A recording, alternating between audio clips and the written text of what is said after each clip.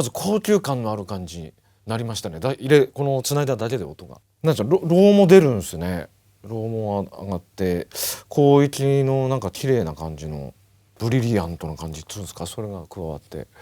で歪み自体はでも今はそんなには上げてないんですけど、結構上げるともうちょっといくんですよね、きっとね、歪み。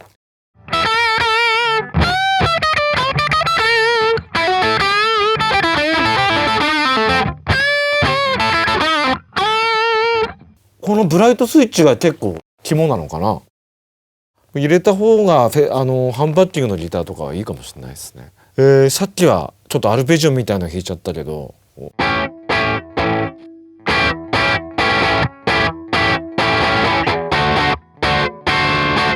すごい分離がいいんですよね。いわゆるコンデンサーで超高音をパスって切ったぐらいの感じでいいですね。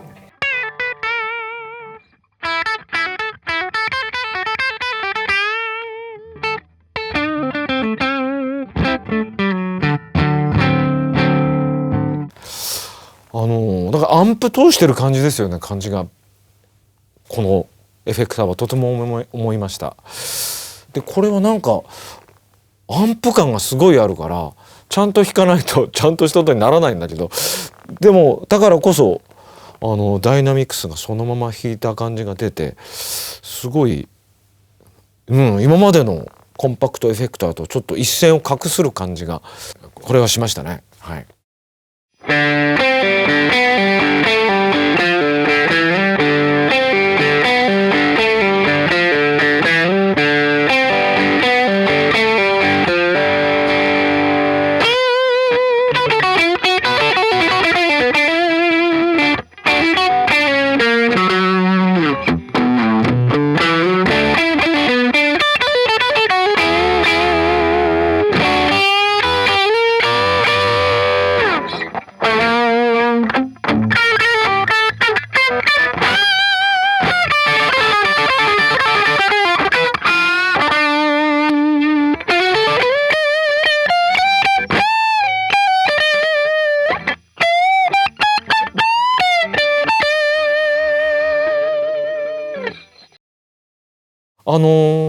ボックス、AC30 っていうんですか、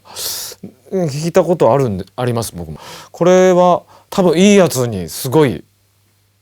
近いっていうか、いいやつの音しますわ。はい。トーンカットやらずに丸出しで中域出しちゃうとやっぱブーミー感がちょっと激しくて、ボックスアンプの美味しい感じには多分ならないんだろうなっつんで、非常にこのトーンカットでこうやってあげると抜けが良くなります。音が大きいと思ったんだ。そう、まずこのエフェクター、それでさっきのやつよりねボリューム下げてあるんですよね。すごいパワーを感じますよね。コードもだからね多分いいんじゃないですかね。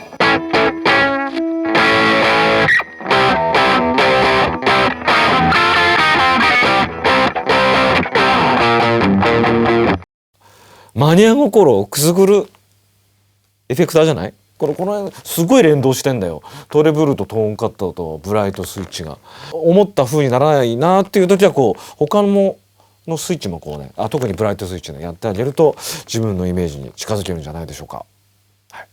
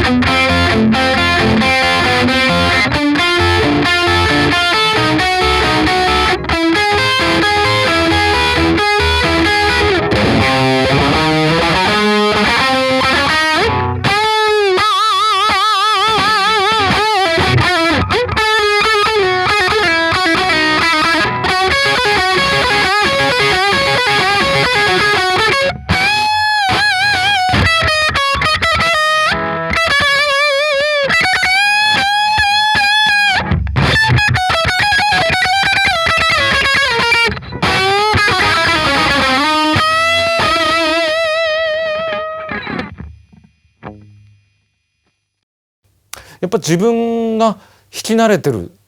っていうこともありますし、あとやっぱ僕好きなのはハードロックだったりヘビーメタルだったりでやってる音楽もそういうサウンドなので、そうするとそういう音楽っていうのはやっぱマーシャルサウンドが基本なので、とてもこれはまず使いやすいしとっつきやすかったし、はい、もうかなりマーシャル系と言っていい。しかも特定の年代っていうよりもすごいこれ原因が効くので、今自分は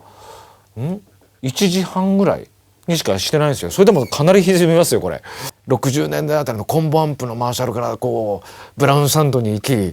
JCM800 からもう900ぐらいまでこうすごいこういけるんでしょうね。すごい歪むと思います。今だってこれでもうこれは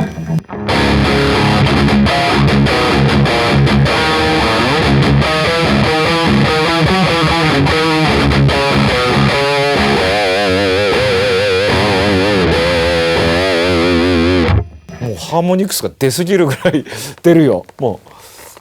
うまあでもなんでしょうね、その70年代風にするならこのぐらいの原因からっていうことで自分はやりましたけども、マーシャルのスタックみたいなスタックアンプみたいな音がするんで、最初これ繋いだ瞬間にちょっと盛りすぎかなと思ったんですよ。それはローガなんですけど、ちょっとどんしゃりすぎるかなと思ったんだけど、いわゆるいろんなタイプのアンプでもマーシャルのスタック出すためにあえてそうしてるんだなと。みんなのイメージするマーシャル系で、しかもマーシャルを自分で弾いてる人でもこれは納得のすごくねいいエフェクトだなと思いました。はい。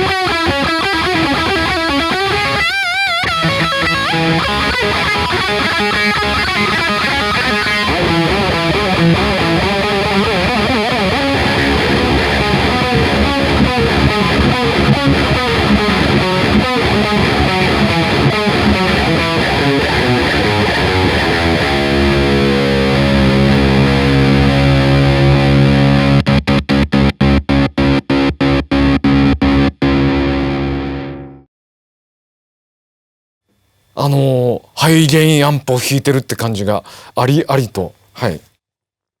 ありました。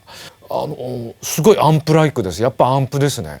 エフェクターって感じじゃない。だから本当にハイゲインアンプをこういじってる感じで抜けますよ。ちゃんと抜けてくれます。あれじゃないですかね、ミドルが肝かなと思いましたね。僕は削らずにむしろ上げる方向にしましたし、で当然ながら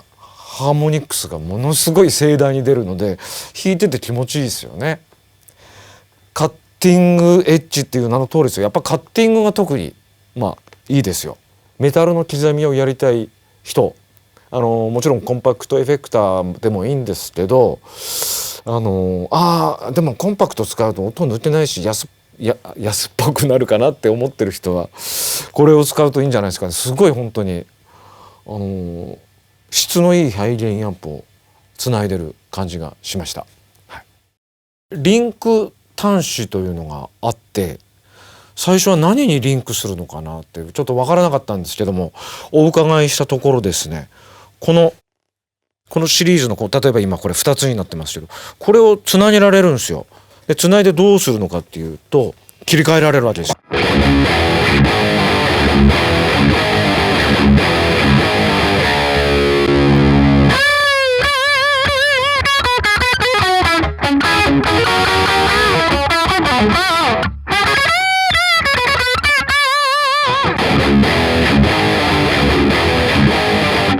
こうやってさ、瞬時にいけるっていうのがすごいですよね。オンにしたい方を押すと自動的にリンクした側がオフになってくれて、カッティングエッジとコッパーヘッドドライブっていうのをこれつなげてますけど、カッティングエッジ、いわゆるこのハイゲインアンプ系のカッティングのやつだから、あんまりカッティング寄りのセッティングにするとやっぱソロがちょっとこう中域が足りなかったりするんだけど、そういう時にこのコッパーヘッドのマーシャル系の方でソロを弾いて、でまたバッキングでこっちに戻るとかっていうのがこう使えて、すごくこれは非常にいいですね、リンク機能ね。まず見た目から言っていいですかね。弾く前にまず手に取って皆さんこう外観から目にすると思うからね、こうアルミのなんつうの、この削り出しみたいなやつでまず質感が武骨でなおかつかっこいいっていうか、はいっていうところで、それで音のイメージをちゃんと色でもうまず表してるから、その例えばボックス系のアンプの音出したいという人はもうこれ赤ですぐ分かるし、まずカラーのこう感じもいいですよね。そしてまたここに真ん中にさ、このオシロスコープのような波形が出るようになってて、自ら弾いてる音がここに出るんで、こう非常に遊び心もあってすげえなっていう、まず外観ですよね。どの機種にもこう共通してエフェクター臭くないんですよ、いい意味で。これは本当にね、質のいいプリアンプだけど、こうよそよそしいプリアンプじゃなくて、ものすごいエフェクターにと近いプリアンプなんだよ。だからこうスッとこう入っていけて操作しやすいし、ツボを得た音がするわ。コンパクトエフェクターっぽくなく、プリアンプ本当にそのアンプをいじってるみたいな音がどれも出るんで、すごいクオリティ高いと思いました。であと電源がこれは全て9ボルト電池でやれるですよねと伺ってたんですけど、これがまたコンパクトエフェクターの9ボルトっぽくないんですよ。聞いたらやっぱり昇圧してるんですね。15ボルトに昇圧してて、結局そうなんですよね。皆さんもご存知でしょうけど、9ボルトだとこのぐらいの波形しか取れないんだけど、15ボルトにするとこのぐらい取れるんですよ。でどんどんアンプに近くなっていくんだよね。これは YouTube で、増幅して歪ませてると思うんですよね。